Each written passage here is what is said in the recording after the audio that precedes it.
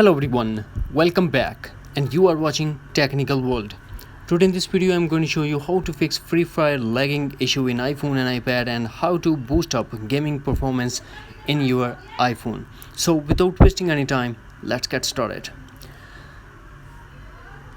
The first thing that we have to do, we have to go to settings, then tap privacy and tap location services, and we have to turn off the location services. Then go back to settings and tap general. Here we have to tap on background app refresh and tap again background app refresh and select Wi-Fi and mobile data. Here we have to turn off all the apps, but we have to enable Free Fire. Are you playing PUBG or any other game? Just enable the games. That's it.